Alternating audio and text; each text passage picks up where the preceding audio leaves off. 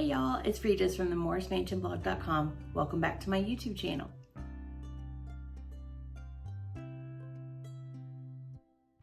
So today we're going to be talking about, or continuing to talk about, my bathroom renovation.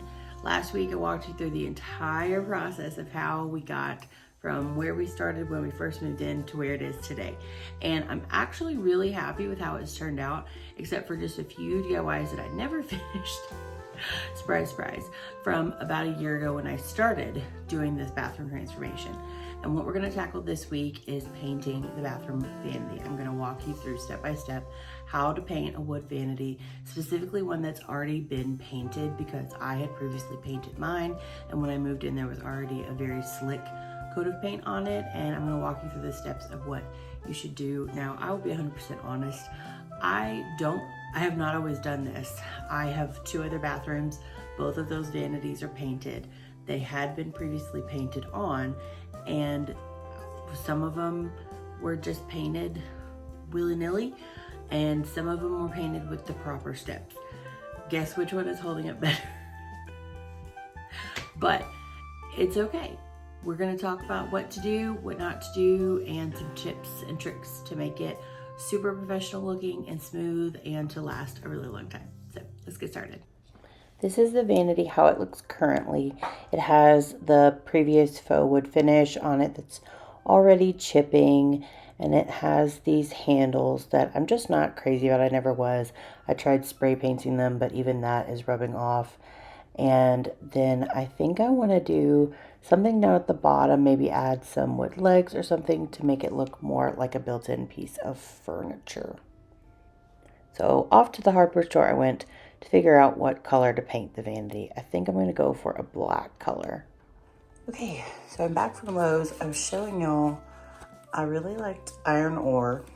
That's a really popular Sherwin-Williams color. And then I wanted to get something with possible blue undertones. So I grabbed Cyberspace 2. So these are my samples. So as you can see, I painted the two samples on the vanity. I don't know what happened to that clip. It won't work. But I ended up going with iron ore. I like it better than the Cyberspace. It has a more of a true black than like a dark gray, and that's what I was really going for. So next I get to finally remove these boring generic handles that do nothing but catch on my clothes. Goodbye. And then I'm going to use my electric screwdriver to also remove the paper towel holder. If you don't have one of these things, they are so handy. I don't always want to pull out my drill at a time like this, and these are just, I use them for everything. They're so handy. Get you one. I like to label my hardware. I put the screws and the hardware in a bag and label it, and then when it's time to reassemble everything, I know where everything is, and it's really easy to reassemble. Now it's time to clean those grimy cabinets. I am using a degreaser here called Crud Cutter. Then I'm going to fill in the hardware holes because I'm going to add some cute wooden knobs to give it some added charm. Once that's dry, sand that all smooth. Then you want to prime. Yes, you need to prime. Priming is very important. Don't skip this step. I went in with an angled brush on the grooved parts and used a roller to smooth out the rest of it. This is a primer from Ben Zinsser. It's a shellac primer, and it's going to give the paint a really good surface to stick to. Then it's time for painting. I had this oil-based paint tinted to iron ore. It's a furniture and cabinet paint from Valspar, and it is super durable, but the problem with oil-based paint is it takes a long time to dry. So it's important that you make sure you leave it to fully cure. Most oil-based paints need about a day to cure. I'm using it because I've used it before and it's worked really well. It's easy to clean and it makes it super durable. And I have kids and they make a freaking mess out of everything, and I want this finish to last. And here she is. Didn't she turn out cute? I ended up distressing the doors a little bit. I'm going to go back in with a little bit of brown paint because I wanted to make it, again, look like a piece of furniture. And I love my antique old stuff. Here's a view of the other side. And then this happened. Well, that escalated quickly. I really want this to look built in, and I think I'm achieving that. But I think what I'm gonna have to do is add some feet. So I needed to cut out these different parts, like this stupid piece that I've hated forever that just doesn't make any sense.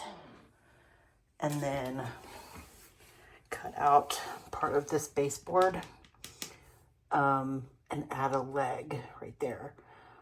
And then add a leg right there. So we'll see. Okay, so I know some of those clips were fast, so I just wanted to reiterate at the end of the video all of the steps that are necessary to have a successfully painted vanity. First, you want to make sure that you clean that bad boy. It is going to have all kind of dirt and grime, especially if it's as used in a high traffic area as mine is. All my kids use it. My husband uses it. I use it. The dog goes in there sometimes and sniffs the cabinet if there's like food on it, because why would there be food on it? But you know, goodness knows how food would get on it. But you want to clean it is what I'm saying. Then you want to sand it smooth or make any repairs that you have to make to it. If it's got peeling veneer, or you want to fill hardware holes. If it's an oak cabinet that you want to hide the wood grain, you can fill in the grains with wood filler. And then you want to sand it all smooth. I used a 220. It actually looked probably really funny what I was using, but one of my tricks is, so I don't have to buy different sandpaper, I have packs that go on each of my different palm sanders, and I just use a pool noodle to kind of mimic a sanding sponge, and I will use that to sand things.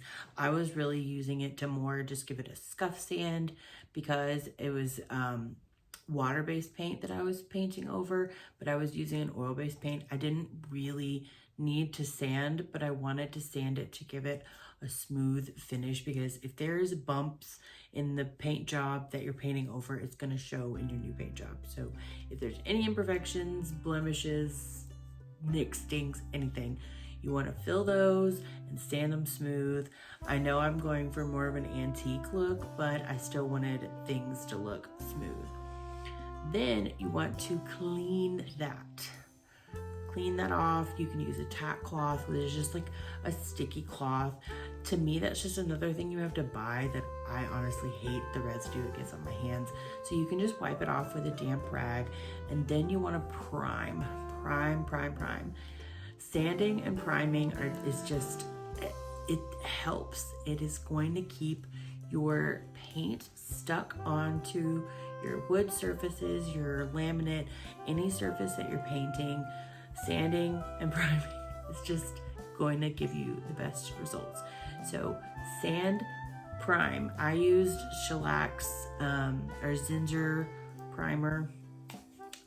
I forget exactly which one. I will put it here. And then you want to let your primer dry. You may need to use more than one coat of primer. I didn't, because I was going with such a dark color.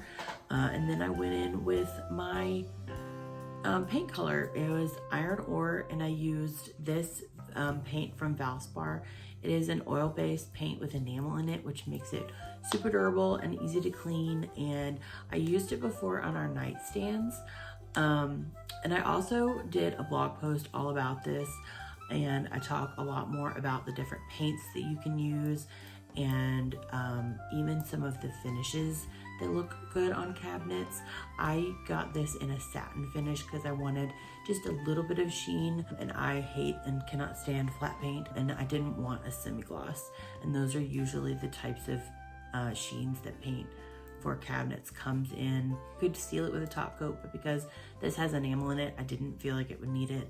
And since I want that more antique distressed look, if some of the paint does come off over time, it's just gonna give it that natural patina that I'm looking for.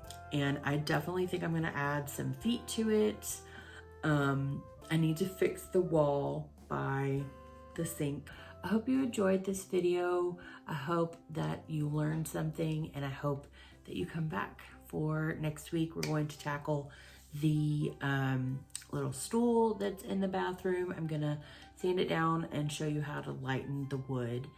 And I hope you guys come back. I will see you next time. Thanks so much for stopping by the mansion.